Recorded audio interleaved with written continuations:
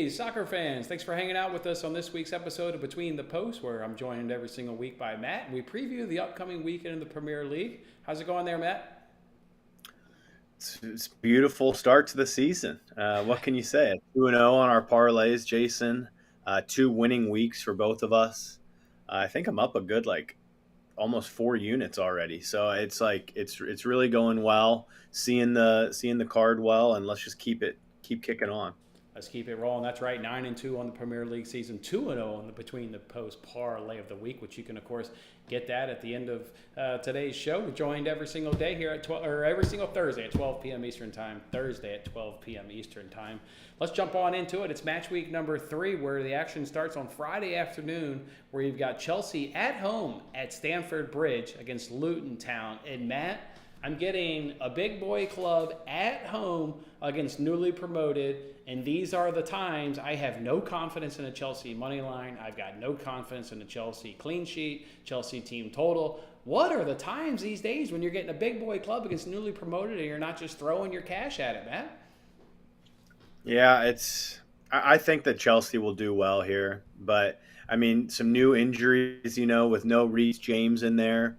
Chukwuemeka got injured last week. Another knee injury. I think he scored last week for them, I believe, and he got injured. Mudryk looks a little bit they're just banged up, but I mean, I just still there's just no value. There's no value on them.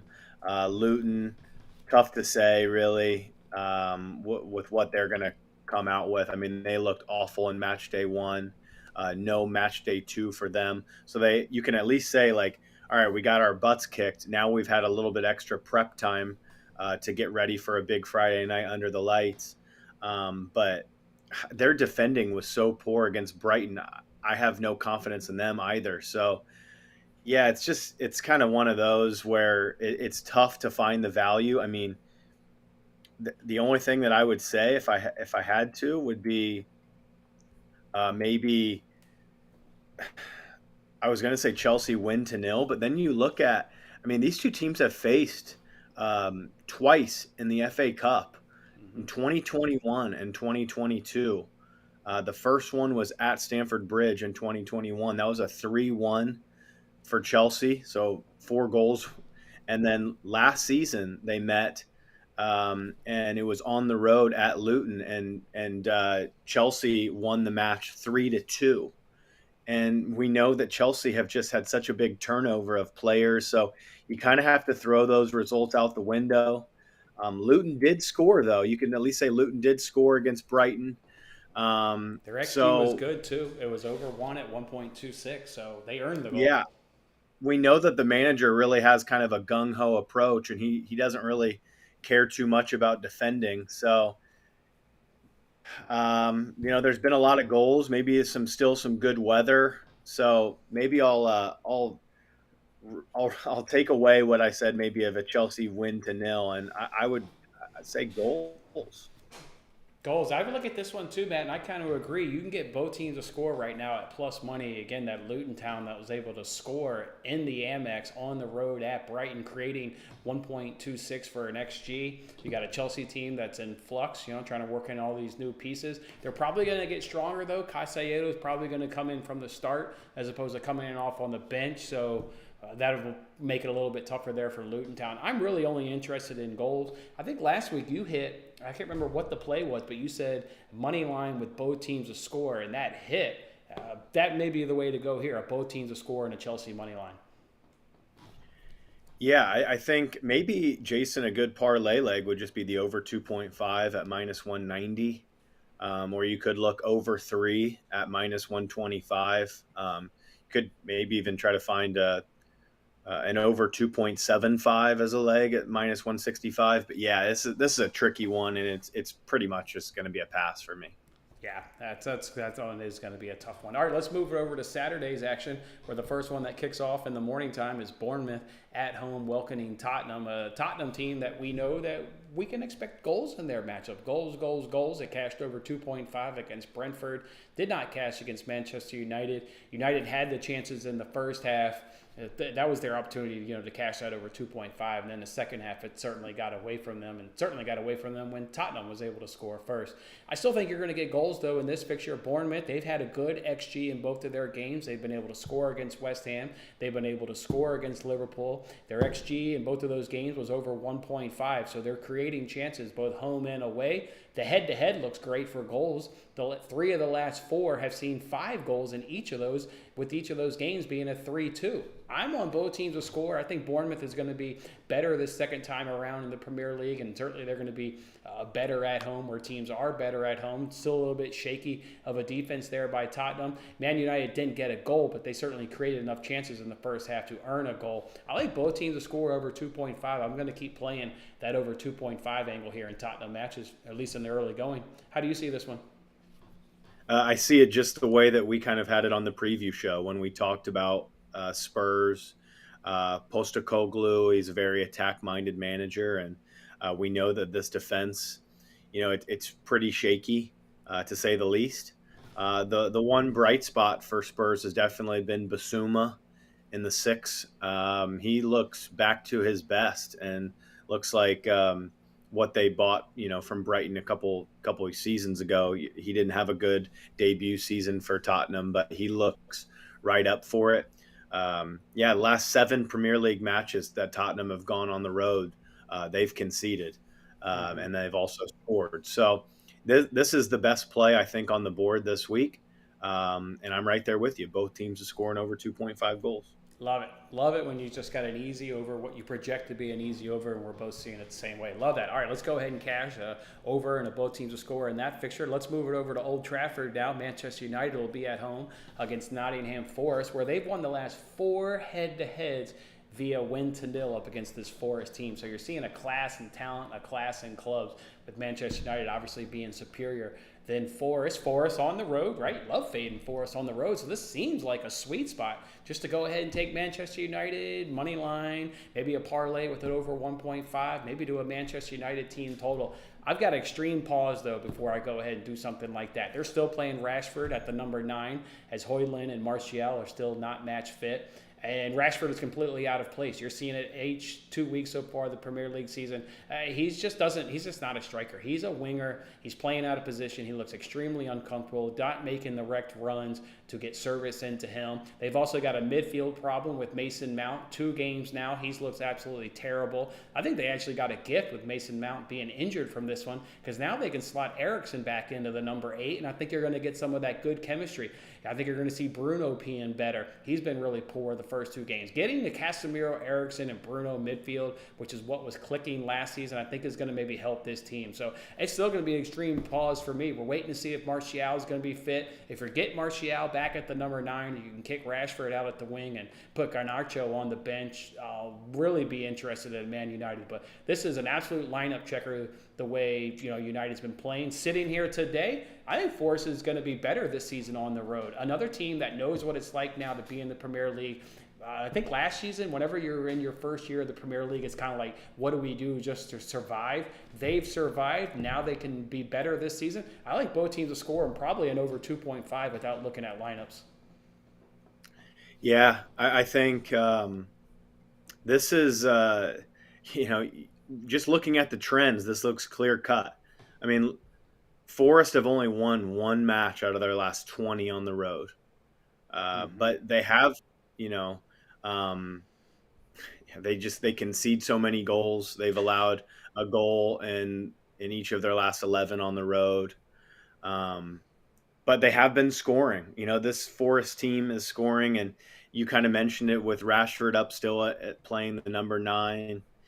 It's just, but United are so strong at home. I mean, they've won 7 in a row at Old Trafford. They're unbeaten. They were unbeaten all of last season here. So it's become a fortress again for the Red Devils. And you look at it, I think that the best way to attack it, if you're going to play this one, would be like both teams to score and United to get the victory.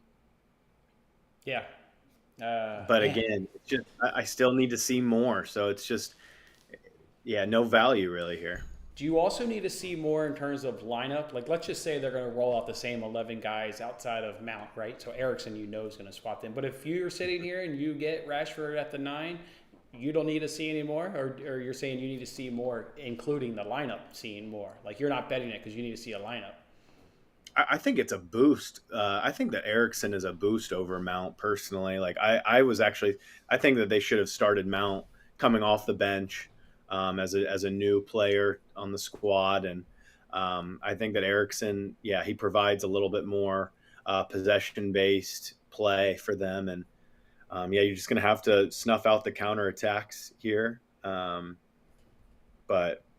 This is just, yeah, it's a tough one. I kind of do like both teams to score and United to win, but it's not really enough for me to get on board. Tough one, tough one. Maybe a tough match week in general there, guys. Let's move over now to Goodison Park. Everton, they're taking on Wolves, both teams with 0 points so far on the season. Everton also has 0 goals scored on the season. Boy, you smelling an under? Yeah, the sportsbook's smelling under too. It's massive juicy at -155. Hell, you can't even use under 3.5 goals as a parlay piece. That gets to be well up over 400. But that's what you feel like you're going to get in this game. Everton can't do shit. We know how good Wolves is defensively. We know Sean Dice will play really compact defensively. This is certainly an unders game. I can't see it any other way. Yeah, this is a clear cut under 2.5 spot, but I don't really want to get involved with it. It's just two teams that I still need to see more from. I mean, look at Wolves defending last week, but again, that was against Brighton, who are flying right now. So, and Wolves put in a really nice shift in their first road match at Old Trafford. So, this is a difficult one.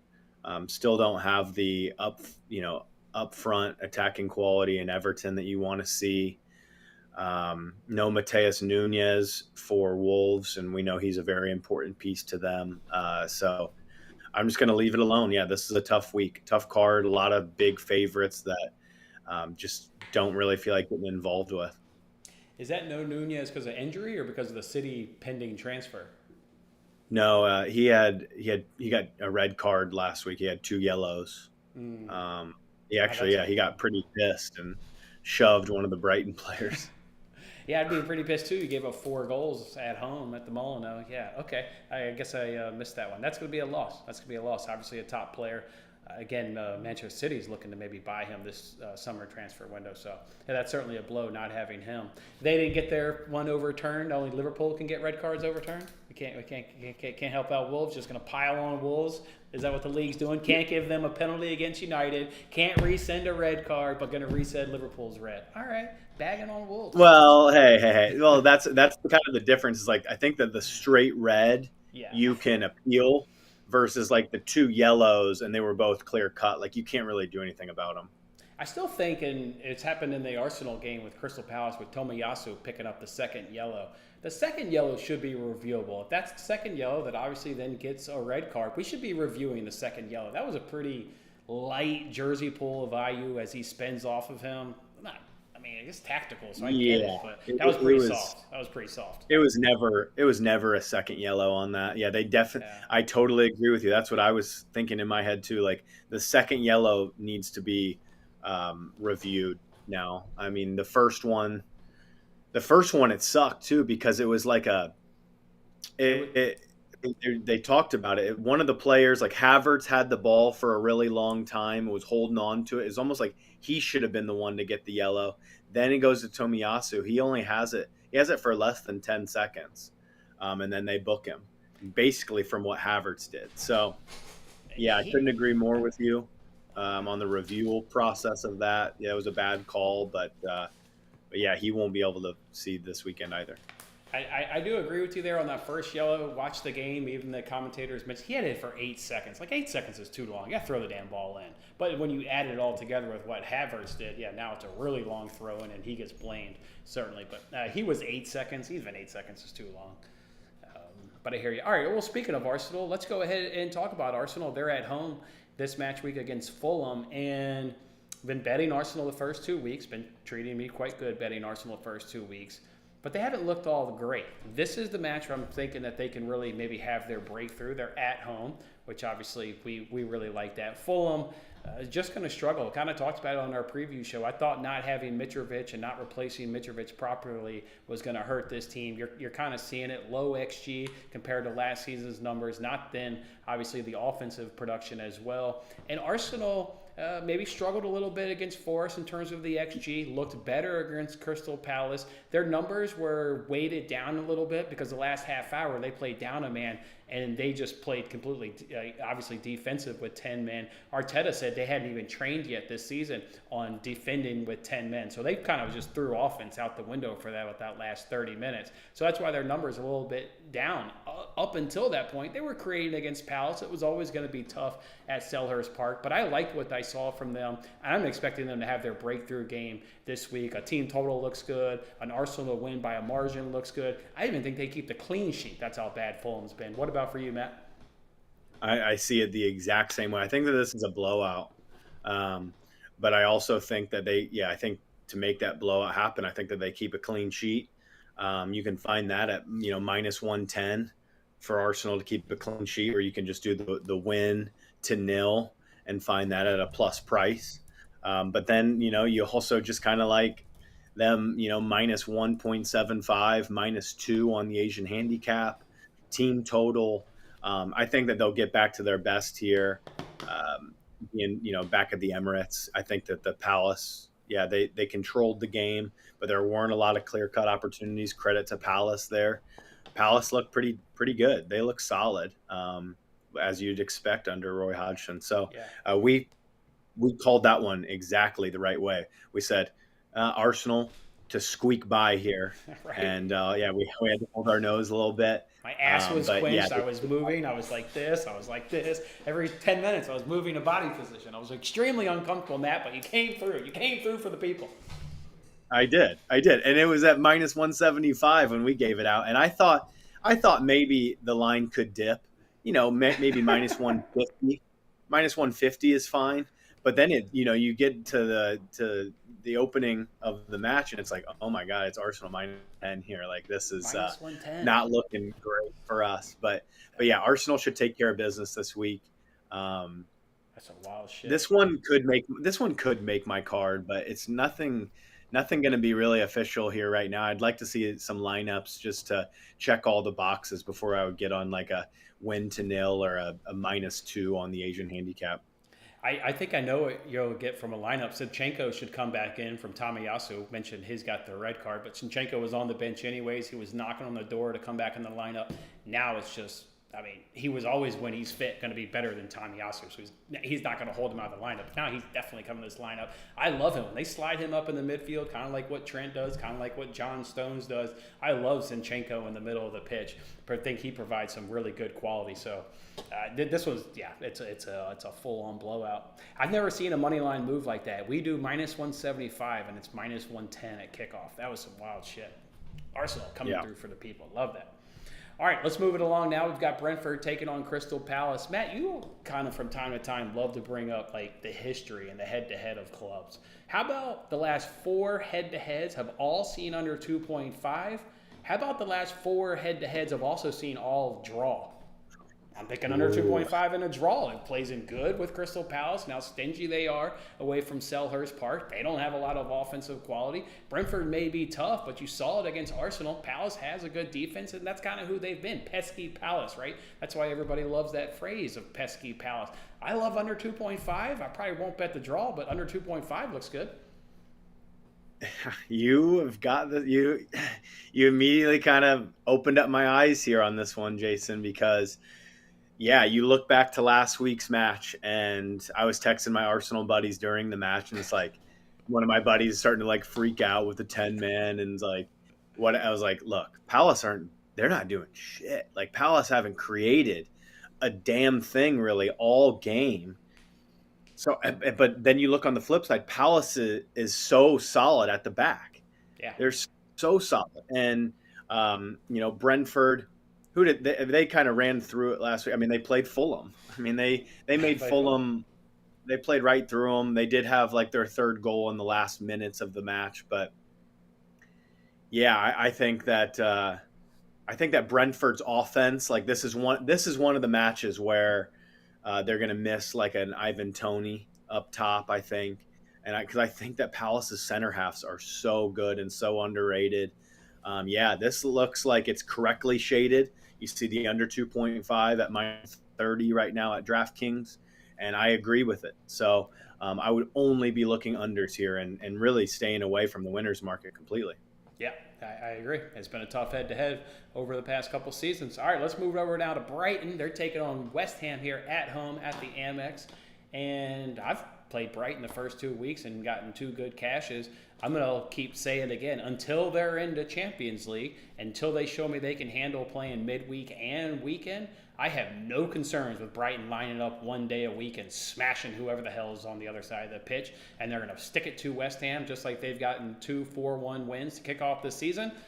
They're going to punish West Ham here. I have no problem. I'm going to do their team total in a parlay and play it a little bit safe and say that they can get 2 or plus goals. But just look at Matomo again on that one-on-one goal that he had. He leads the league on one-on-one take-ons. He's going to be sold for big money, $75+ million next summer. He's going to be the big guy that Brighton loses next summer. This team's fantastic. I have no worries as long as we're talking pre-Champions League, or they're not in Champions League. Sorry, they're in Europa League. My apologies. They're in Europa League. Either way, you get what I'm saying. If they're not in any of that competition just yet, they'll roll. I'm on Brighton team total. They did have a random injury that came up this week to a very key player that I want to just kind of mention. Enciso, Yes. the young striker that is, I think that he's going to get a big money move here at some point, but he came up with a knee injury, and we're going to find out more probably today or tomorrow. It just kind of got leaked yesterday, and he is a very important piece to them. So I just want to make that pretty clear. But then also like West Ham, they lose due to 2 yellows. That the red card that happened last week. Their center half, Aguard, is very solid. Very one of the more underrated center halves in this league. And his pairing with Zuma has been working very well. So basically, both teams lose out. Brighton lose out on one attacking player, and West Ham lose out on a defender. So maybe that balances it out. I have no disagreements with you to just kind of keep rolling on with Brighton's team total for now. I'm probably going to end up leaving this one. I think that West Ham can be competitive too and kind of muck up the game a little bit. So I would be surprised to see like how Brighton have scored 4 and then 4 again. I think that they'll be kept in a little bit more of a check here, but Aguard missing it does kind of keep me off of it. I mean, they had 6 total goals in 2 games last season against West Ham, and one of those games they got 4 goals. They've hit the team total that I'll give out at the end of the show in both of those games. I'm forever in debt to Sisso. I had last season against Man City over 1.5 goals scored in the first half at good plus money, and he hit that rocket from like way out that just flew into the upper 90, and I flew around this house celebrating right with him because that was an amazing goal. My man, that was a fantastic hit. All right, Brighton team total for me. Let's keep it going. Now we're on into Sunday's matches where you get Manchester City on the road, taking on Sheffield United. Listen to Pep Guardiola this week. He talked about how their season was challenging to begin with. They had the Community Shield, which they always do terrible in, and he even says it. The season starts too soon for his squad. They play too many games. Then they survive the first test on the road at Burnley. Then they go to Greece, win the Super Cup. Then they come home in a very tough spot and catch a very good Newcastle. And Newcastle didn't do a goddamn thing against them, and they win the game 1-0. He said he was going to give the players Sunday, Monday off. Tuesday, Wednesday, Thursday, they were only going to study Man City tactics and philosophies, and then they were going to train for Sheffield. They are going to batter Sheffield here on the road, a newbie squad. Look for Haaland to have a huge game. We talk about how big clubs, good clubs, can shut him down. This is not a big club. This is not a good club. This is a newbie. They will struggle. Lost 3-0 in the City last season. It's going to be much of the same. I'm on the team total. You can find it at plus money for over 2.5 goals. Look for Haaland to be big. I like City in a romp right here. You know what I like? I like them to keep a clean sheet here. I think it's a decent little parlay, like Sheffield United under a half goal, minus 160 to 165. I think that that's pretty fair for a little parlay leg, because the one thing with the City squad is, I mean, their defending is so good. They have so many good center halves. It's insane. So they sell Laporte, and they're not even going to bat an eye, really. I mean, they've just got so much quality. Sheffield, they kind of needed a really stellar goal last week just to get off the mark. Kind of all, it comes in from the corner, it gets flicked over to the guy, and he hits a great shot. You got to give him credit for the shot, but I just don't see. I mean, how many corners are Sheffield even going to be able to get in this match? This is going to be City win to nil. I mean, you can find that at a pretty good price, probably like minus 130 range for a City win to nil. That looks fair.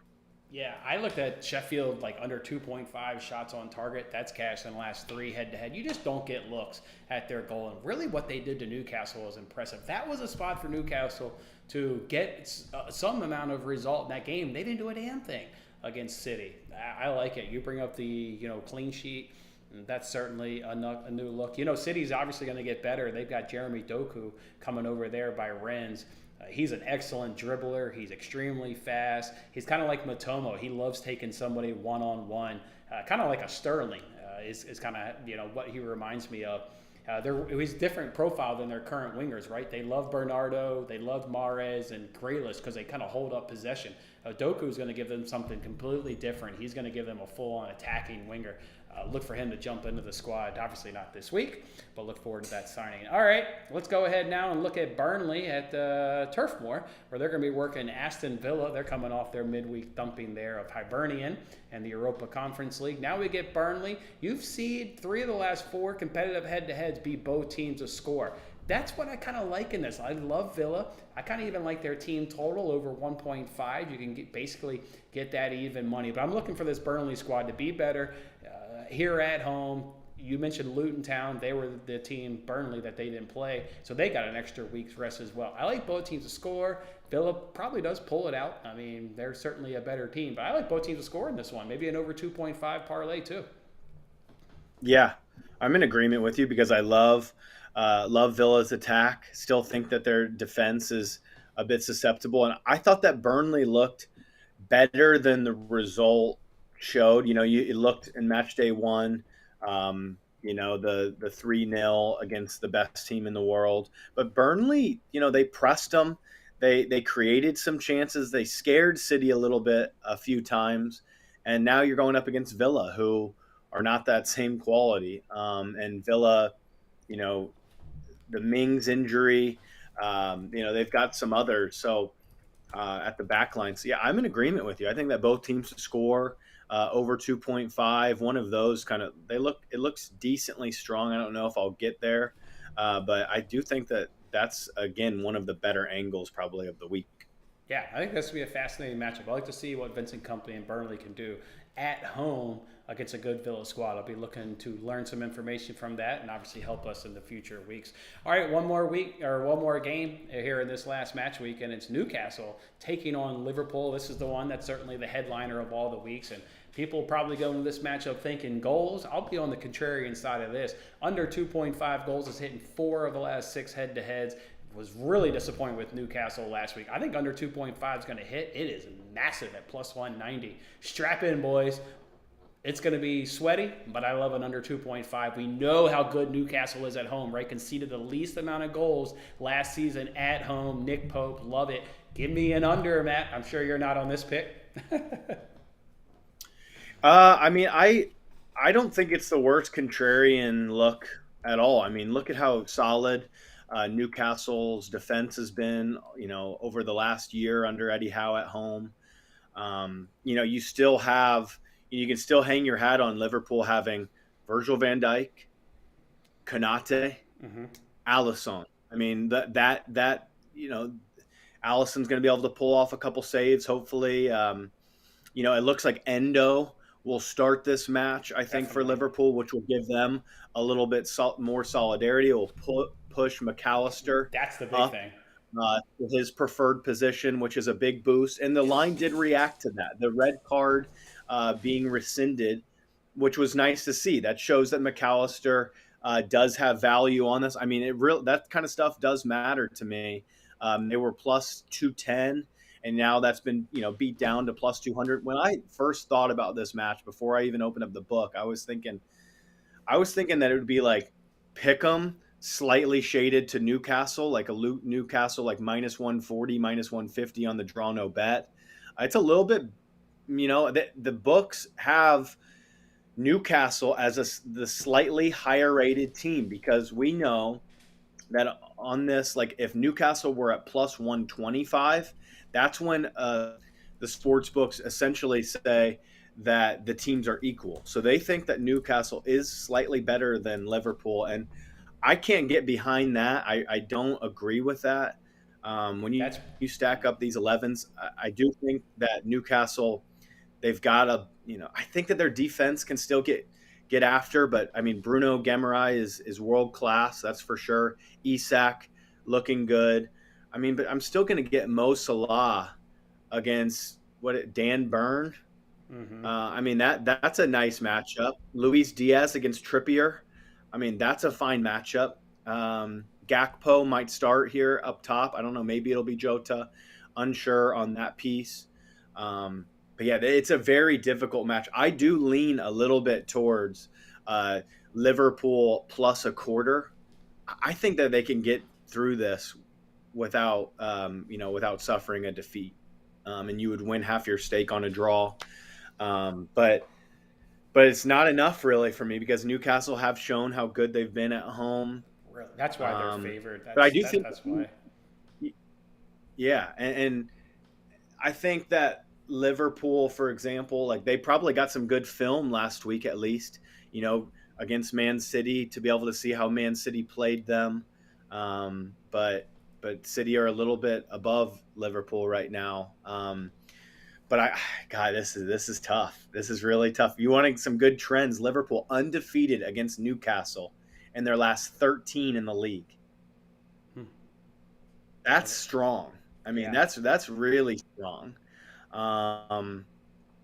They've kept a clean sheet against Newcastle in their last 3 on the road. I think that you're on the right side here in the contrarian view. I mean, maybe I would push it to just be a little bit safer with the under 3. But I agree with you. I mean, under 2.5 plus 190, I wouldn't have it there. I think, it's the best match of the week. It's a really tough one to call. It's very coin flippy. So I'm just going to leave it. I'm going to leave it alone and root on the Reds. But yeah, I could see kind of anything here. I could see anything. Let's get a look here at Francisco. He likes the card angle. I'm curious who the referee is. So looks like we have John Brooks. He's going to be the referee. Let's see what cards he's been doing this season. Brooks ranks, he ranks second in the Premier League. He had 25 fouls per game, and he ranks 6th in the Premier League. His games are only averaging 4 cards per match. 4 cards per match. Okay, cool. Yeah. We know in general, though, I mean, you saw Tomiyasu get a card for throwing the ball in delay. Like, we've seen that happen multiple. So cards are definitely up. Cards are never a bad angle. Here, I'm expecting an under 2.5 kg kind of match. So I hear you there, Francisco. That's certainly not a bad look. All right, let's go ahead and reveal our bets. And then, of course, we'll give you guys our parlay of the week. We'll throw our bets up here on the screen. Let's get that comment out. Let us know which ones you're going to be go ahead and tail. Drop it in the comments section. I am on this one. I'm on that Brighton and Arsenal team total. I think they can both get 2+ goals. Arsenal against Fulham and Brighton at home against West Ham. Give me that Man City team total over 2.5. And then Bournemouth Tottenham, best over of the week. And I think both teams contribute to that over at minus 125. Matt, do you have anything, or is it just going to be our parlay of the thing so far? It's just Bournemouth Tottenham for me. Both teams are scoring over 2.5 as my official selection this week. Yeah, just a tough card in general. A couple good leans though, I think, on the show. And maybe if some lineups, drop, maybe I'll send something out. But yeah, I think Bournemouth Tottenham, both teams are scoring over 2.5 is the best selection on the card. All right, I need a parlay leg. I'm considering both teams to score in Burnley Villa. I'm considering Man City on the clean sheet. I am considering over 2.5 in Chelsea, Luton Town, and that's it. So which of those 3 do you like the best, Matt? City clean sheet over 2.5 in Chelsea Luton, or both teams to score in Burnley Villa. I'm gonna scratch. Oh man.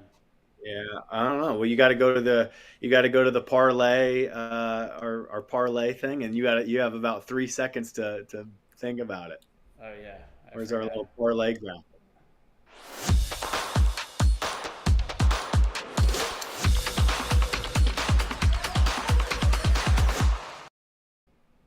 All right. Was that enough time? I don't know. Man, Villa's getting two past Burnley. I'll go first. It's Arsenal -1 for me. It's at -330, I believe. That I think that they really blitz Sheffield. I would be more than fine if you want to go with Arsenal -1.5. I think that they not Sheffield. I think that they crush Fulham. All right, I just wrote mine down. I'm getting live odds. I'm about to bet it right here with you guys. I'll throw it up here on the screen. I picked, of those choices, I can't trust Chelsea and Luton Town and Newby in the Premier League. Can I trust Burnley to score at home against Villa? Probably. What I can trust, and you've been watching the show, I'm not a Man City fan, so don't sit here and think I'm just riding the Man City hype. No, I'm riding the best team in the world, and they're going to keep a clean sheet. Sheffield ain't scored on them. +108, I'll lock it in here. You can get those live odds right now over on BetRivers. It's Arsenal -1. Sand City on the clean sheet. It comes to +108. +108. All right, that's how we'll do it. There this week, Premier League match week number 3. Looking to stay hot on our parlay of the week. Looking to go 3-0. Arsenal -1. We've had to sweat Arsenal all 3 weeks in this leg, haven't we? I want to say. I think so. Yeah, I think that parlays, if you consist them of Arsenal and Liverpool and some other ones, I think that you're going to do all right. Yeah, I think you'll do just fine. All right, Matt. Fun times breaking down this week in the Premier League. Next week we're going to come back Wednesday. Actually, we do got something going on in our schedule, so we'll be with you next Wednesday previewing match week number 4. All right, Matt. Enjoy the games this weekend. Good luck to you against Newcastle. Yes, thank you, Jason. Appreciate it. Always great to have this show with you.